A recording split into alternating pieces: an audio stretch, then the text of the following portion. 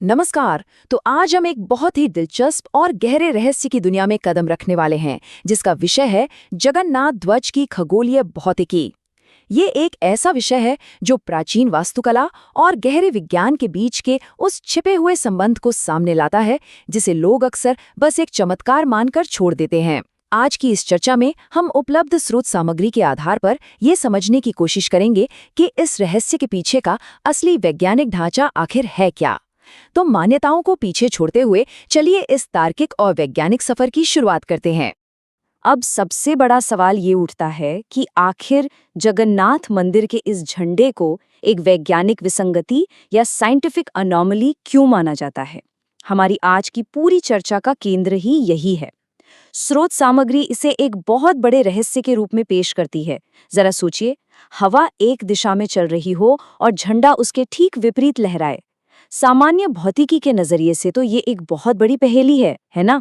जब विज्ञान, खगोलीय भौतिकी और मंदिर के झंडे की बात एक ही सांस में होती है, तो ये बिल्कुल साफ हो जाता है कि यहाँ कुछ बेहद अनोखा घटित हो रहा है। और विज्ञान तो हमेशा ऐसी ही विसंगतियों से नई चीजें सीखता है। तो चलिए बिना किसी देरी के अपने पहले भाग की ओर बढ़ते हैं, मंदिर के झंडे का रहस्य। स्रोत सामग्री में बाकायदा जगन्नाथ टेम्पल फ्लैग मिस्ट्री इस सटीक वाक्यांश का उपयोग किया गया है, और इसका सीधा सा मतलब है कि ये कोई सुनी सुनाई या मनगढ़ंत बात नहीं है। ये एक स्थापित और पहचाना हुआ रहस्य है जिसे डिकोड करने का इंतजार है। हवा के विपरीत झंडे का लहराना केवल कपड़े के एक टुकड़े का आम व्यवहार तो हो नहीं सकता। ये एक ऐसी विसंगति है जो हमें ये सोचने पर मजबूर कर देती है कि क्या इसके पीछे कोई ऐसा एरोडायनामिक, भौगोलिक या फिर कोई ऐसा गहरा भौतिक कारण छिपा है जिससे हम अभी तक पूरी तरह से समझ ही नहीं पाए हैं। अब इस रहस्य की परतों को और खोलने के लिए हमें अगले चरण पर जाना होगा, जो है खगोलीय भौतिकी को परिभाषित करना। देखिए, इस पहेली को सुलझाने के लिए कोई भी सतही स्पष्टीकरण काफी नहीं होगा। हमें जरूरत है खगोलीय भौतिकी यानी सेलेस्टियल फिजिक्स के एक बहुत ही विशिष्ट वैज्ञानिक ढांचे की। स्रोत के अनुसार यही वो सटीक चाबी है जिससे झंडे के इस रहस्यमय व्यवहार को डिकोड किया जा सकता है। इसका मतलब ये है कि हमें सिर्फ हवा या मौसम के स्थानीय पैटर्न से थोड़ा ऊपर उठना होगा। हमें इस पूरी घटना को पृथ्वी और खगोलीय पिंडों के बीच काम करने वाले भौतिक नियमों के एक बेहद सटीक और कठोर वैज्ञानिक लेंस से देखना होगा। यही ढांचा हमारी इस जांच को एक बहुत ही ठोस आधार प्रदान करता है। और अब हम इस विश्लेषण के सबसे रोमांचक मोड़ पर आते हैं, पहेली को सुलझाना। यहाँ आकर दो बिल्कुल अलग अलग नजरिए आपस में टकराते हैं।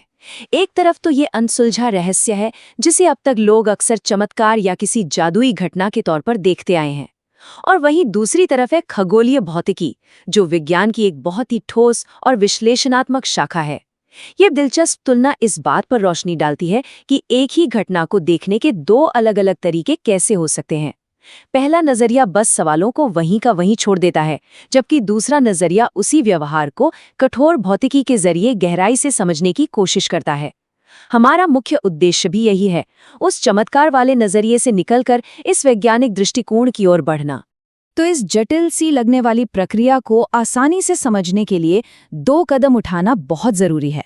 पहला कदम, जगन्नाथ झंडे के रहस्य का एकदम निष्पक्ष होकर पूरी तरह से वस्तुनिष्ठ तरीके से अवलोकन करना, और दूसरा कदम, उस पर खगोलीय भौतिकी का वैज्ञानिक लेंस लागू करना। ये चरण दर चरण वाला दृष्टिकोण इस बात को पूरी तरह से पुष्ट करता है कि किसी भी पहेली को सुलझाने के लिए सिर्फ अटकलें लगाना काफी नहीं होता। उसके लिए एक व्यवस्थित वैज्ञानिक पद्धति चाहिए होती है। बिल्कुल सूक्ष्म अवलोकन से शुरू करके वैज्ञानिक सिद्धांतों को लागू करने तक का ये जो सफर है, असल में यही इस पूरी जांच की असली चाबी है। अंत में ये पूरा विश्लेषण हमारे सामने एक बहुत ही गहरा सवाल छोड़ जाता है। आखिर प्राचीन वास्तुकला और खगोलीय भौतिकी विज्ञान के धरातल पर एक साथ कैसे जुड़ते हैं? जगन्नाथ मंदिर के झंडे का ये रहस्य हमें सच में ये सोचने पर मजबूर कर देता है कि क्या उन प्राचीन संरचनाओं के निर्माण और हमारे ब्रह्मांड के गहरे वैज्ञानिक सिद्धांतों के बीच कोई ऐसा मजबूत रिश्ता है जिसे हम आज तक पूरी तरह से समझ ही नहीं पाए हैं। ये एक ऐसा शक्तिशाली विचार है जो निश्चित रूप से इस विषय पर और गहराई से सोचने, सवाल पूछने और कुछ नया सीखने की एक असीमित जिज्ञासा जगाता है। इस दिलचस्प और विश्लेषणात्मक चर्चा में हमारे साथ जुड़ने के लिए आपका बहुत बहुत धन्यवाद।